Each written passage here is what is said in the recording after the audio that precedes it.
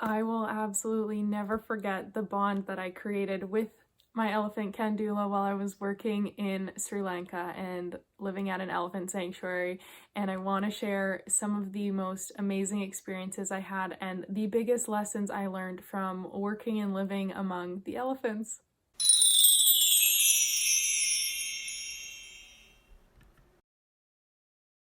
Hey, welcome back to another video. My name is Kara Michelle and I'm here to help you live your truth. I'm also here because I'm busy saving all the animals. So I had the absolute honor of working at an elephant sanctuary in Sri Lanka. I spent probably around 9 months there in total. And the very first time I went there was in 2015, 2016. I guess January 2016. And since then, I've been back to Sri Lanka 3 or 4 times, and always checking in on the elephants whenever I go back. And I am someone who, as a little girl, dreamed of working with elephants. This was like one of the biggest things. And I can remember right now, like I can go back to my childhood bedroom and like daydreaming about working with elephants, about helping the environment and like saving the planet and helping women around the world. Quite honestly, that was my dream always, was just to be able to make like a global impact and help people. And I always had these dreams, but they always seemed so out of reach. And, like, when is that going to happen? And so when I had this opportunity, everything started to fall into place. It was synchronicity, divine timing. I truly believe in that. And it was exactly where I was meant to be. And I keep smiling because straight ahead behind the camera here are pictures of me with my elephant Kandula. So it's like perfect place to film this video. So I had this friend who we met, we got along really well right away, and she was like, oh, I really want to go to Sri Lanka. And so I was like, you know what? At that time I was playing university volleyball. I had so much physical pain and so much emotional pain from losing my brother and being sexually assaulted, and I just was kind of in a dark place, not like super dark, but really unfulfilled. And I just felt like this is not where I'm meant to be. There's so much more that I desire. And something was pulling on me to travel. And travel had become a big part of my life and always been a big passion of mine. So when she mentioned Sri Lanka, I was like, quite honestly, I don't know anything about this country, but I know they have elephants. So I was like, this is going to be perfect. We can travel and then I will volunteer with elephants. And I knew I would end up working there. And this was one of those beautiful moments of manifestation because I believed it. I knew it was going to be true, but I had no attachment to it. I didn't really have any doubts or worries about like if it would happen because I just knew it's going to happen. No matter who asked me or what they said, I was like, don't worry about it. I'll figure it out or the universe will figure it out for me. So I volunteered at this elephant sanctuary and it's called Millennium Elephant Foundation. I'll post the link down below. And what their vision and mission is really quite beautiful because so many elephants in Sri Lanka are privately owned. They were used as working animals, and in the logging industry, they were chained up in front of temples and worshipped, but they weren't treated well, right? Elephants are meant to be in the wild. And the problem is that because these elephants had been captive, there was no way to release them back into the wild because most of them had grown up in captivity. So what Millennium does is they're basically like a retirement sanctuary or kind of like a halfway house for elephants. And so they would pay, because elephants are also a sign of wealth and status there, and the owners would get money whether they put their elephant to work or at a temple, so they got paid. And so what Millennium does is they pay the owner and then they basically like rent the elephant and bring it to their property. They take care of it, feed it, pay all the medical bills, and they provide it with a better life. And while I was there, we were actually building this big free roaming area, which was so cool to be a part of that whole process, building it, like literally taking wheelbarrows of stuff and shoveling out holes and moving everything to build this free roaming area so that the elephants could spend more time in this nice environment and just grazing and doing their thing. So that's a little bit about Millennium, and it's really, really cool what they're trying to do there. So I was there as a volunteer, and I got assigned Kandula, and he was like the older male elephant. I think he was in his late 50s when I got there.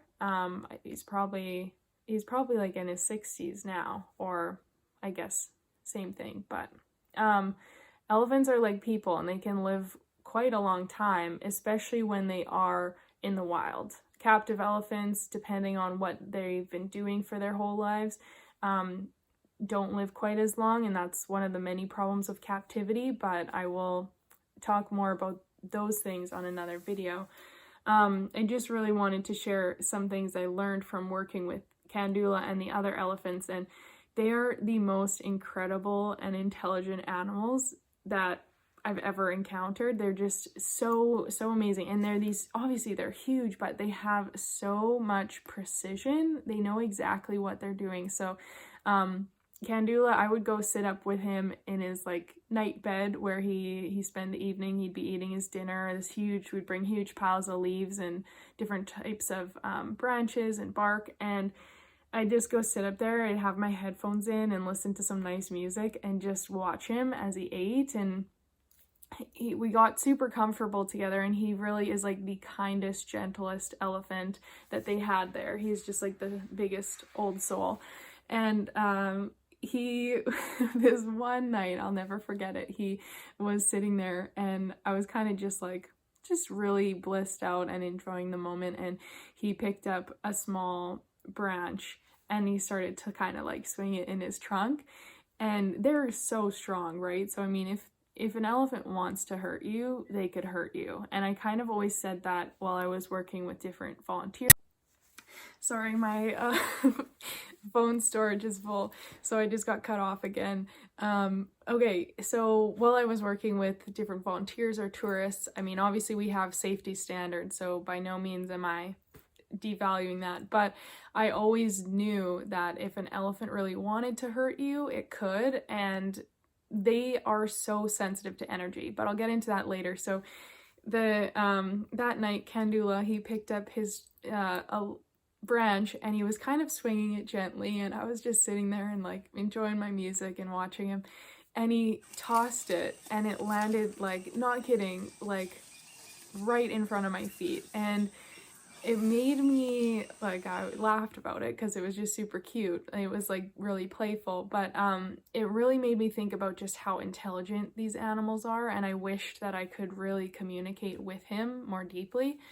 And as time went on, later when I was back there actually working long-term and stuff, I was doing a lot of Reiki and energy work for Kandula because he had a really bad knee injury and this open wound on his knee, and it was really, really, it was like really gross to look at and super painful for him.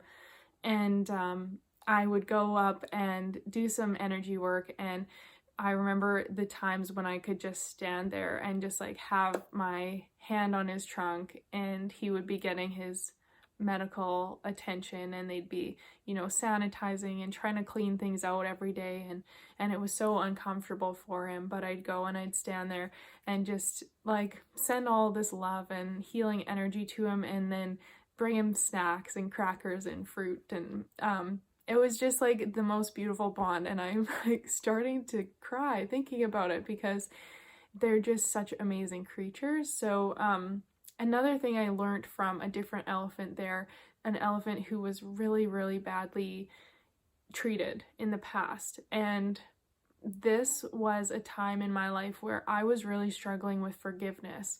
I had a lot of anger towards the world, a lot of anger about losing my brother, and anger towards the family that was involved, and the guy who kind of pressured my brother to take this prescription drug, and I wasn't forgiving in any way. And I just felt too hurt by everything and didn't think I could forgive. And what I learned from this other elephant, his name was Bandara. He had been in the logging industry, and this is a horrible story, so I will warn you. They have mahouts, like their elephant caregiver, and each elephant always has one, and sometimes these people are beautiful and loving and care about the elephant, and sometimes they don't. And Bandara had a caregiver who had actually picked up an axe and hit him on the head with it when he was working in the logging industry, and he actually killed 3 mahouts. And so there was all this fear around him, and other mahouts were scared because he had a bad reputation, right? And they were a bit intimidated to work with him because of that. But my experience and what I saw was just always so much kindness, and they're so sensitive to energy, so they know if you're a good person or a bad person, and if your intentions are pure or not. And the beautiful thing with Bandara was, like, when people were closer to him, like mahouts who were there with love and actually were just trying to take care of him, he knew, and he was okay with that. And yet when someone came by, if someone was like trying to pick on him or just be like an immature man, an immature old guy who's like trying to just rile up this elephant, then obviously Bandara knew, and he would defend himself. And what I found so beautiful about that, obviously it totally broke my heart to know what he had been through, and to think of like the memories that this elephant would have and how much pain he had.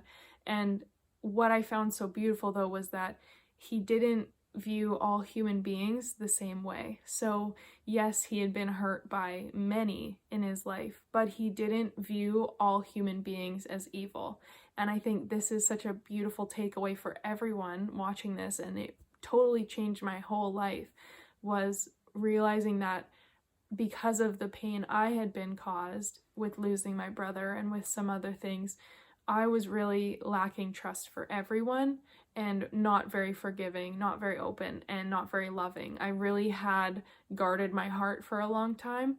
And after spending time with these elephants and seeing Bandara and seeing how he was able to separate the good from the bad, and he was able to still be loving and a beautiful, energetic elephant to those that were kind people, right? And it made me realize how I needed to separate things, and I needed to create some forgiveness in my own life around what I was still carrying, and the negative and toxic energy that I was keeping because of the certain people who I was so angry with at that time.